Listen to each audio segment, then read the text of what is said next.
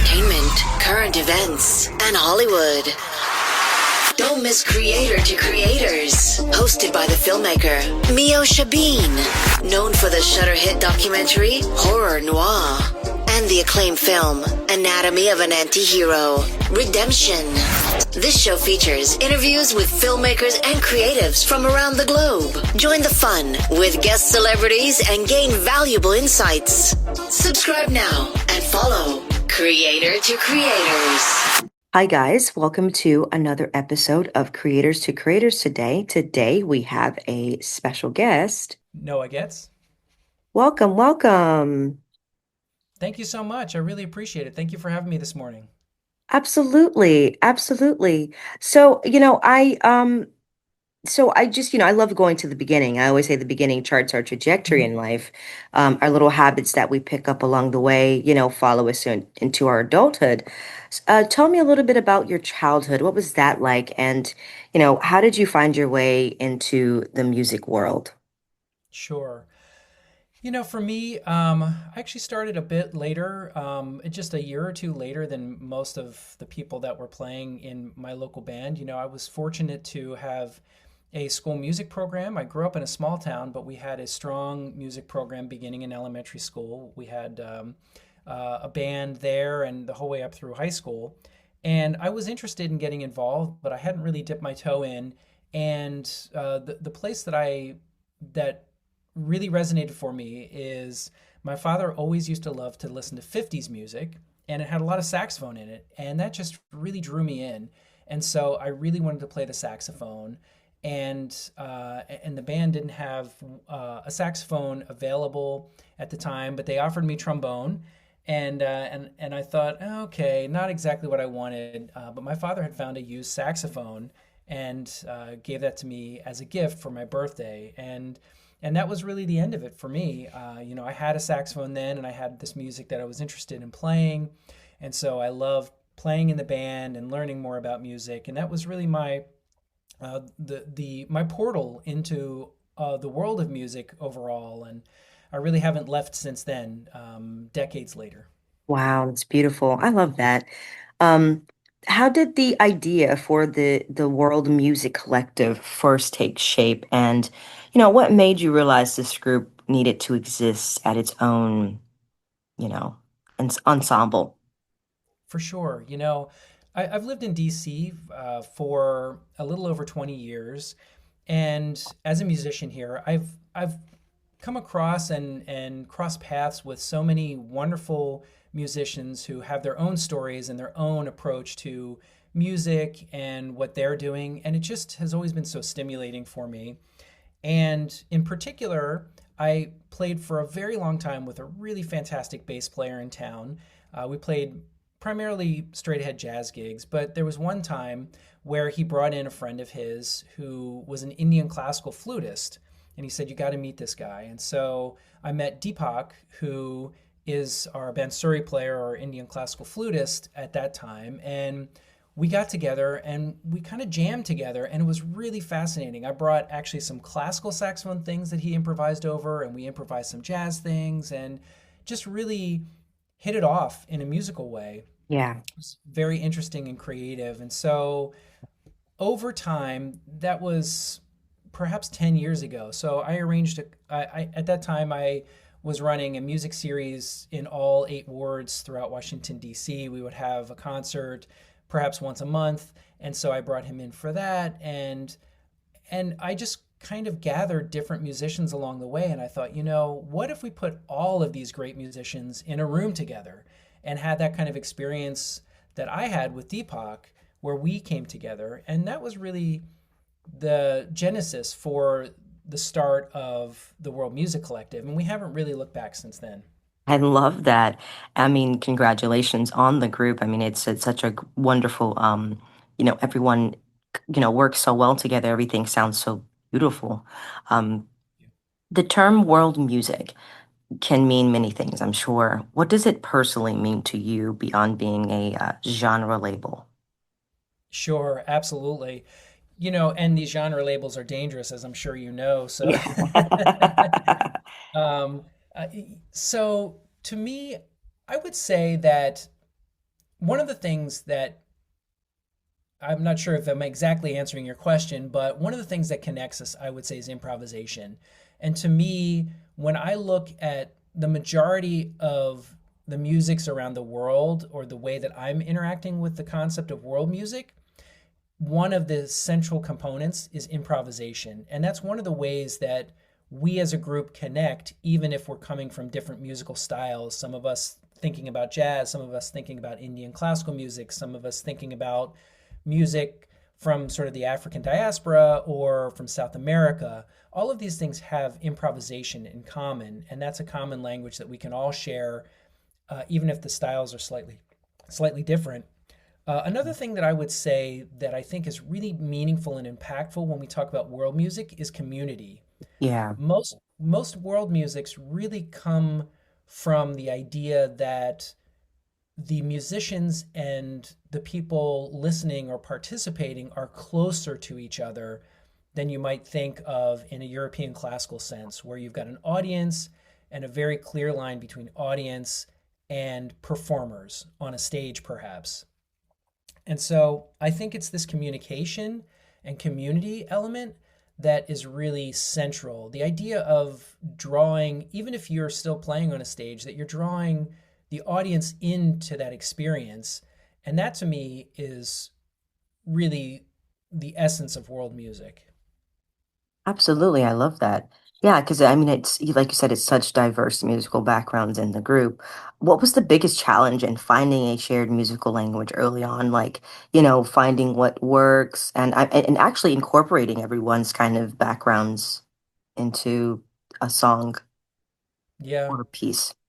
right. There were some challenges that we faced. I would say one of the challenges that we faced has to do actually with writing music down. Mm, And so those musicians who have sort of a jazz background, there is an underpin of European classical music and reading notation, and perhaps also just in Europe or the United States, there's an understanding or a standard of reading notation here, but that is not what Indian classical players read, for instance.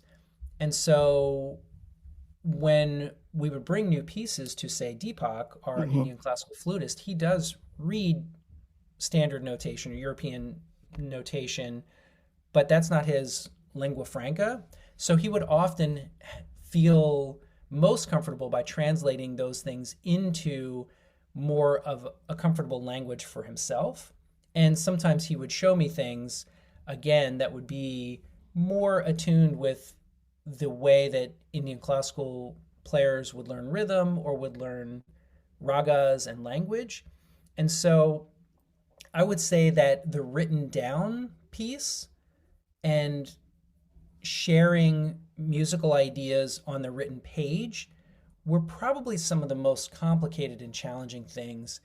And one other piece that I think is very fascinating about this is that in Indian classical music, when they learn a new raga, hmm they those players will tend to work with that one raga, which is really one scale, perhaps for several months with their guru. Oh, wow. And so there's a real strong concept of getting very, very deep inside of fairly limited materials to elicit the musical concept.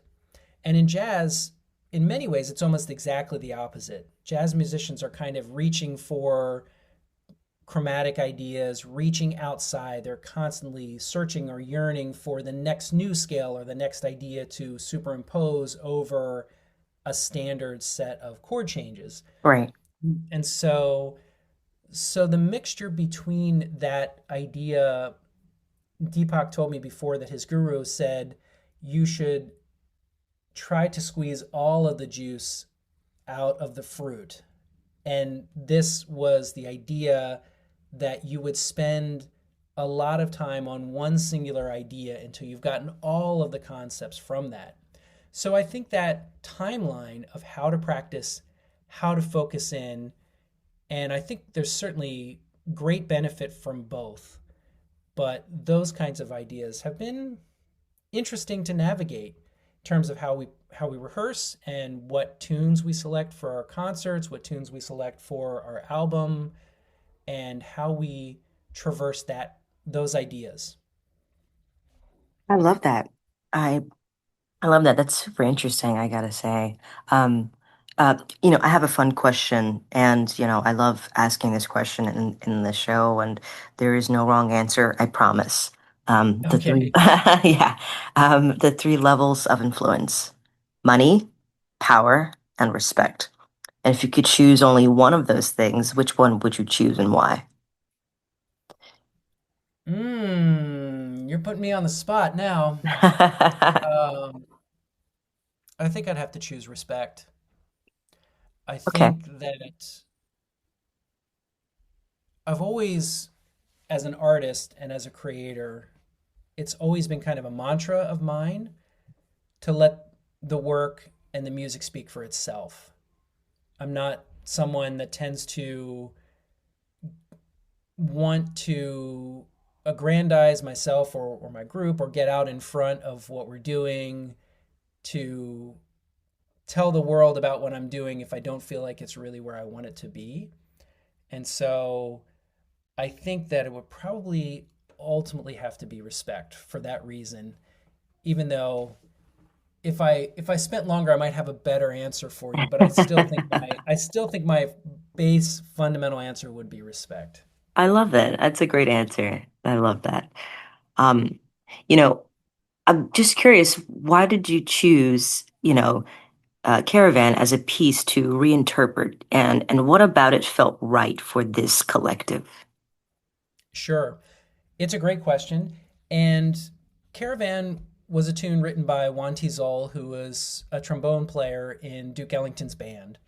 And Nice. Duke Duke Ellington, first of all, Duke Ellington is a native of Washington, D.C., and was hugely influential in jazz, not only in the United States, but really throughout the world. He was one of the central figures that was able to take his band throughout the entire world as an ambassador for the United States during the middle of the 20th century. And as part of that, his music was influenced as well. So he wrote a number of suites and pieces that spoke in some way to the adventure of going to these exotic, back then what felt exotic places with his band members. I think Caravan is before that time period, but it demonstrates his openness Hmm. to flexibility in musical style and his interest. Duke Ellington always liked to work with the materials that he had at hand, the the tunes that his musicians would bring in, or just their particular styles and their primary abilities. So he would write a lot of tunes just really for as a vehicle for a particular instrumentalist in his group. And so I think our group really functions very much like that too. We're really bringing in the personalities, the writing skills, and the styles of these other players to create what is the final product, the excitement, the creativity, the interest. And that is really something that Ellington felt very felt was very important to him. It was really central to his process as well. That openness, the willingness to listen to what others were doing and say, "That's a really interesting idea. Let's run with that." And I really think that Caravan just has this sort of it has a jazz underpinning. The bridge is straight ahead jazz, but the A section really has a flexible modal sort of pseudo Middle Eastern kind of vibe to it that works extremely well. And so we drew it for those some of those concepts, but then when we played it together, it was like, yeah, this works really nicely for this group for a I variety love of that. reasons. Yeah. That's awesome. The track moves instruments between foreground and background. How Mhm. intentional was, the orchestration, and what story were you trying to tell sonically? Sure. So in this particular track, one of the things that was very interesting for us was we used a producer that Deepak knew very well. Deepak grew up in South Africa, and this producer is someone that he worked with in South Africa. They Oh, both cool. happened to move to the United States. And so having that producer in the sound booth really brought in a new aesthetic and focus to our group. And I think I'd have to pay homage to him for some of that foreground and background concept for this particular track, especially. But Christian, our guitarist, is the one who did the sort of soft arrangement for it. And one of the things that I think is important for this particular track, with the Bansuri in particular, you have an instrument that is keyed in one single key. And so Deepak, our Bansuri player, has to pick a particular flute for a particular tune. And it's not a chromatic instrument like the saxophone is or most of our Western instruments. And so what we've found over time is that trading back and forth melody and harmony and things like that works really nicely between the two, what you might consider lead line instruments. If I'm on some sort of reed instrument like the clarinet or the saxophone, or in this case, tenor saxophone. So I think having the grounding of the tenor saxophone, which is um, sort of a little farther away from the bansuri, which is a higher pitched instrument, I think gives it a grounding. And trading between melodies and things like that also, I think, provides interest to the audience. So I think it's a very successful arrangement for those reasons. Absolutely. And then also you'll hear that kind of growl sound that's happening in the saxophone, Hmm. which was sort of a spontaneous idea to do. But those on the saxophone are called multiphonics, and it's sort of an acoustic anomaly almost, where the saxophone is playing multiple notes at the same time. They're kind of, if you want to imagine it, it's almost like they're fighting with each other, but it gives this sort of gruff, gravelly kind of sound to it, which I think is a cool texture on this particular track. I love that. I was just thinking, because like just the music industry as a whole and how much things have changed and how to like reaching people, the business side of, the industry, um, Sure.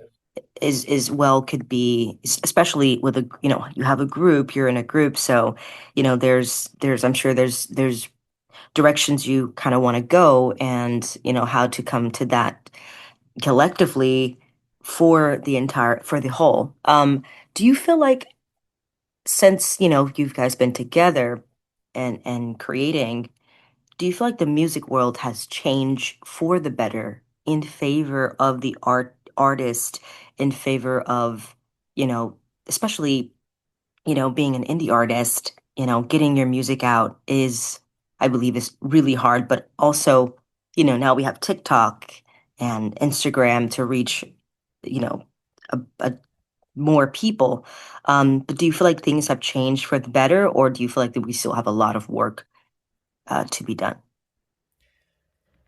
Oh, that is a great question and a tough one. I think that I think it's both. I guess I think really the the gatekeepers historically for getting music out there may have been the record companies that had all of the money and power and influence. And so if you were somehow able to get on a label or get with management, you were kind of, it felt like you were kind of home free. You had a real access to a real machine that could get you in front of people. Um, but they were the ones who were doing the gatekeeping. And I think now everyone can kind of get out there. The technology is cheaper, the access points are really easy, but to be heard and to really get your music known is now the challenge. It's not Yeah. particularly hard to be heard, Yeah. but it's hard to be heard Yeah. among the ocean of creative content that is out there. And so one of the ways, frankly, that I've solved this for us locally is, along with being a musician, I've grown over time to, I think all musicians really are entrepreneurs at heart. If Absolutely. if you've been doing it for long enough, you realize that you have to stretch yourself. And when I talk to younger students and people, I'm constantly explaining to them, you're probably not going to be able to just pick up your instrument and practice all day, and that's good enough. Some people are able to find their way into that, but most are not. So, one of the skills, I guess I might say one of my superpowers that I've gathered over time is grant writing. Yeah. And so I do a lot. The DC Commission on the Arts and Humanities, I'll put a plug in for them. They're one of the best granting organizations in the country. And I'm fortunate to have landed here in DC where there are opportunities to write grants to build out opportunities both individually and for a group. And so I do write grant funding for our group to play primarily in Washington, D.C., but to support some of our efforts. And in that way, I I'm able to pay my artists what I think is a fair rate for their work, and we Hmm. don't tend to rely as much on ticket sales or sales of our album. It just takes some pressure off. I mean, those things are still front of mind. We still want to get our music out there. We still want to grow our audience. We still want people excited about what we're doing. But we're lucky because we don't have to wait for the door to find out if we're going to be paid for gas money at the end of the night or things like that. Yeah. So, Yeah. I got tired of that, and I found a way that we can work a little bit around that challenge, that model. So thankful for that. That's awesome. Thank you for that advice. I mean, I think this is something that's so important. And I think a lot of artists don't know, or, ensembles. Like it's one of those things, like, as much as you said, we can be heard, but, honestly, you're competing against people that have been in the music industry for many years, like, I don't know, Taylor Swift, and it's like, you Yes, yeah. it's really difficult. Yeah, yeah. For sure. I can't imagine trying to compete head to head with Taylor Swift. Oh man, that's so fun.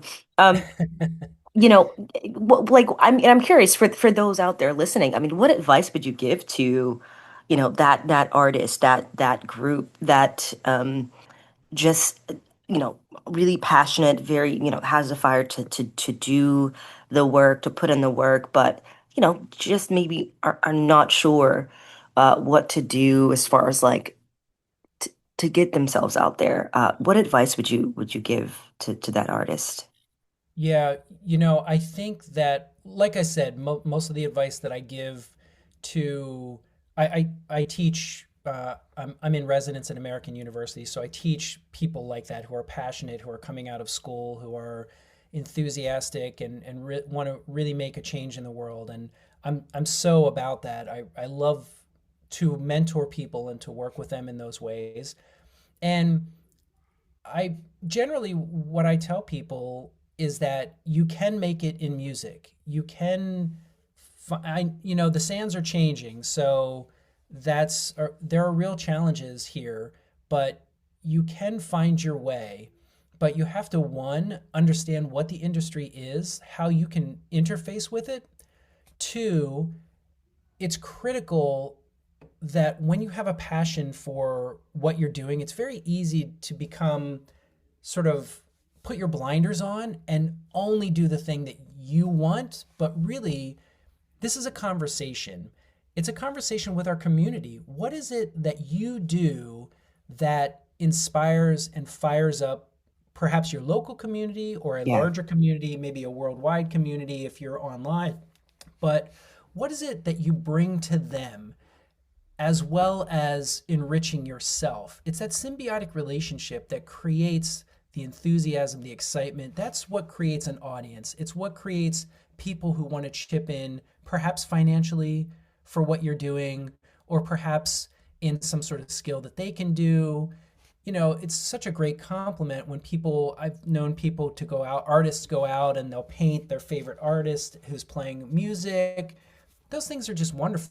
it's a symbiotic relationship. Or people that we have, we are a nonprofit, so I've got board members who are out there, selling our CDs, sitting there, participating, maybe contributing financially to what we're doing, only because they believe in our mission. They love what we're doing. And that, not only does that create a structural and foundational support, but it really puts some wind under your wings when you're trying to go out there. You don't feel like you're doing it alone. So I think the idea here is to create a community. The goal is to, with what you're doing, you've got this spark, you've got something, one, to believe that it makes a difference, because it truly does. Yeah. And then to find your people, find the people who it resonates with, and then enlist them with the skills. Don't go hat in hand begging everyone for money all the time, but go out there and say, you love this, I love this, what can we do together to grow things? And sometimes for an individual that can mean also perhaps teaching students about what you're doing. That's a Yeah. way to engage passion, perhaps doing podcasts to talk to people and share what other creators are doing as you're doing. There's so many different ways to do this, but I think getting out there, learning skills, not being afraid of learning new skills. I think as entrepreneurs, basically as small business owners, which we all are if we are to succeed, Yeah. you're constantly learning. What am I learning about? One day I might be learning about taxes. I don't want to, but I have to. Another day I might be learning about how to, what do I have to do on Zoom to create a podcast? The next day it might be about how do I write a grant? So staying interested in education and growing and thinking long term and focusing on a community effort, to me, are some of the ingredients in a recipe for success. That's beautiful. Well said. Thank you for that advice. I mean, I think it's one of the most important things to on this podcast. Like, that question is one of my favorite, because I take something away from that, as well as, in the listeners as well. So thank you so much for that. Absolutely. Last question. How does performing live change the way your music evolves compared to recording in a studio? Oh yeah, I think that it really is such a different kind of thing to record in a studio versus playing live. I would say our group really primarily is a live performance group first and foremost, and in the studio is a secondary kind of thing. I think that's pretty common for an indie group, or maybe what might lean towards a jazz or world music group. A lot of the initial growth that we are experiencing comes on the bandstand when we're playing together. When we're hearing what someone else is doing, we can better attune to what someone might play in a solo, or what notes they might be choosing in a particular place, and play off of that. And then going into the studio, we can have a greater level of confidence in how that magic might be recreated there. Although, as I said, working with this producer, his ears were fresh on this music that maybe we had been playing for some length of time.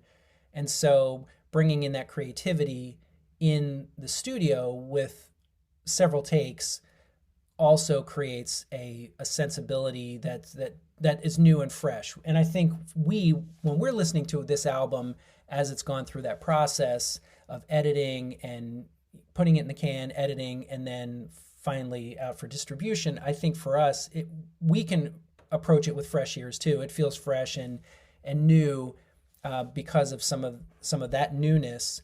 I know other groups and other styles tend to perhaps do it the opposite way, where a lot of their creative process is happening in the studio. And I think for them, the creativity, especially today with so much technology that's available to bring to bear for music and in the studio, I think you can hear that creativity and the differences of creativity, where there's more layering of the sonic space in the studio. I think it arrives at different places. I'm really enjoying this time listening to the creative process that happens either on a computer or in a studio, I guess a home studio versus, an actual professional recording studio, versus live acoustic players who are then bringing things into studios. I think the aesthetic is completely different. And I think we just live in a time where so many things are available to us, but the creativity ends up in different places. For me, it's almost in my own creative process, it's the difference between writing something that I might be writing on a program like Finale on my computer versus sometimes I just sit down and I need to sort of do something analog. Like I just physically have to write it on staff paper Right. and then put it into the computer. The results, even with that small distinction, are often different. I don't know exactly how or why, but they are. And I think to me, there's that kind of difference in what you're talking about, that almost analog on the bandstand versus in the studio kind of distinction. But they both yield cool results. Absolutely, absolutely. Well, I mean, if you have maybe like we have less than 5 minutes before we wrap, we could play something really quick if you would like. Yeah, that sounds great. I thought it might be nice to play you some soprano sax. I've got some. I'm playing soprano on the album as well as clarinet and tenor saxophone. So I play a variety of single reed instruments. And so the thing I thought I would play for you today is a track on the album that I wrote called Trasero Son. And son is Cuban for song. And it has a particular Afro-Cuban kind of style that I was going for. The traseros, the trace is a guitar instrument that's played in Cuban folk music, or that someone would play the song. And traseros is one of those guitar players, basically. So my goal was to think about that, to focus on that. I was really inspired. I love to go to Puerto Rico and Old San Juan, and I just remember hearing that music, and in particular the bass lines that always anticipate the beat a little bit. Yeah. And I love that kind of feel. So it was something I just really got in my ear. And then I started working with a guitarist, and I wanted to write something for guitar, to sort of really compose something for guitar. So the opening of this is with Bansuri, has this haunting kind of sound, as though you can imagine someone sitting out on an island, maybe close to dark, just kind of contemplating life. And there's a pedal point with the bass, and then the bass goes into that sort of song feel, that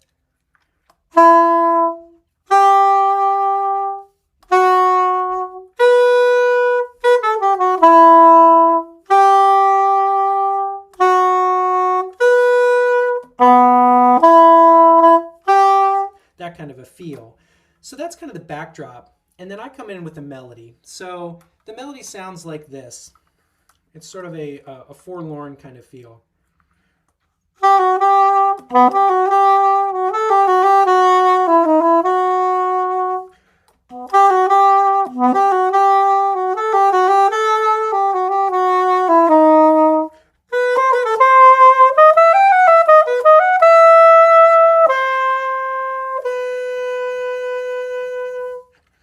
And then into improvisations.